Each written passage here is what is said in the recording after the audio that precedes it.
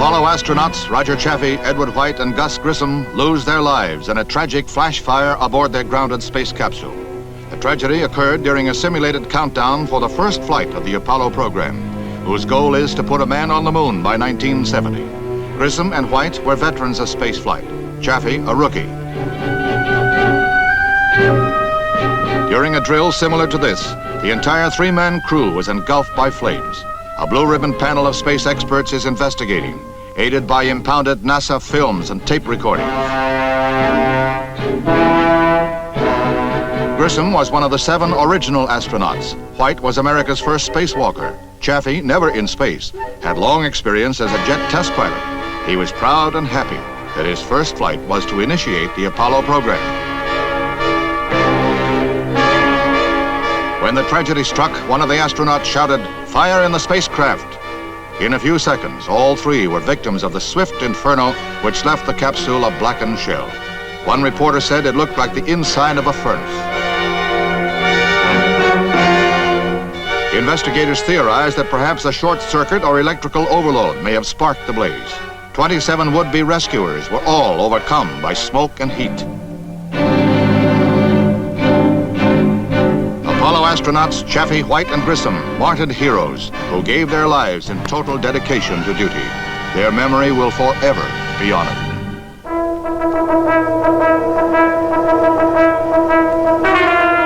Six Yugoslav diplomatic missions throughout the United States and Canada are damaged in a series of mysterious bomb blasts, all occurring within 1 hour of each other. In Washington, the Yugoslav embassy suffered heavy damage. Here, the bomb was placed in a shallow hole outside the furnace room. No one was injured, although a 6-year-old boy was thrown from his bed in the pre-dawn explosion. Ceiling tiles were broken, windows shattered, and a large hole blown out of the foundation wall. Meanwhile, in New York, the Yugoslav consulate general off Fifth Avenue is rocked by an explosion heard 4 blocks away. One fireman sent to the scene died of a heart attack.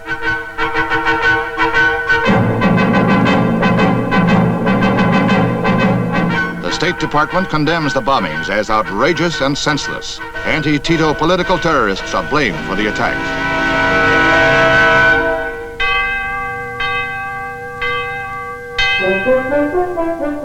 In the magnificent Sistine Chapel at Vatican City, Pope Paul presides at the ordination ceremonies for 16 men about to become priests.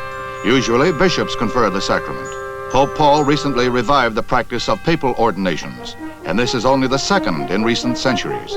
These candidates are unusually advanced in age, from 33 to 62, and are graduates of a college specializing in the education of older men for the priesthood.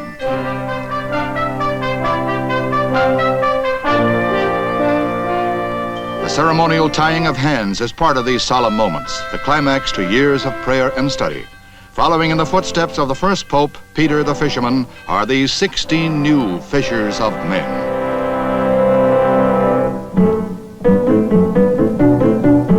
The possibility of life after death is explored in Phoenix, Arizona by the Cryonic Society.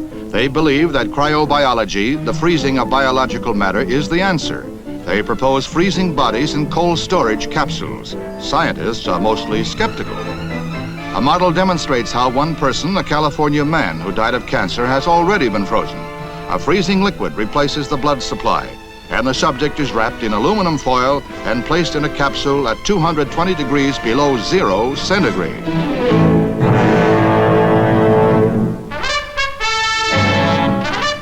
One of the weapons that's putting plenty of punch in the Allied push in Vietnam is the Air Cat. It's capable of skimming the surface of marshland in search of Viet Cong. Driven by a conventional airplane propeller, the fiberglass boat can hit 35 miles an hour. As little as 4 inches of water is all that's necessary for the Air Cat, which provides flank protection and reconnaissance patrols while operating with assault boats. Each carries a 6-man crew and a full cargo of trouble for any Viet Cong in the way.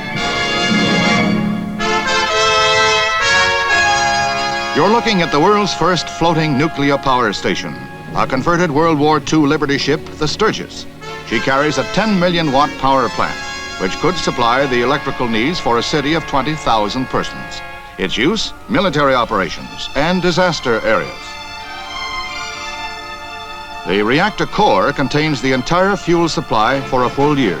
Both the reactor and a steam generator are contained inside a gigantic steel housing.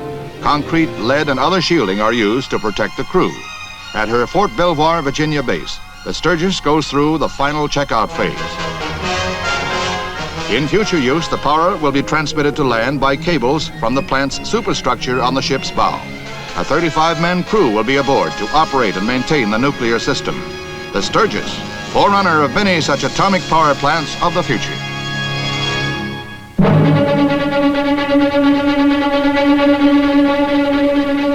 The windy city of Chicago is white as well as windy, battered by a furious winter storm which dumped 2 feet of snow across the Midwest. 68 deaths were traced to the blizzard. 10-foot drifts were a common sight after the 29-hour snowfall which brought this giant city to a standstill. Some 10,000 cars, buses, and trucks were abandoned on the streets and highways. Train and airline operations were halted, some for several days. There was widespread looting and many fires broke out. Helicopters flew emergency missions with food, drugs, and blood supplies. Milk, bread, fuel, and mail deliveries were all stopped by the snowstorm, described as one of the biggest and worst of the century. It reduced Chicago to a toddling town, indeed.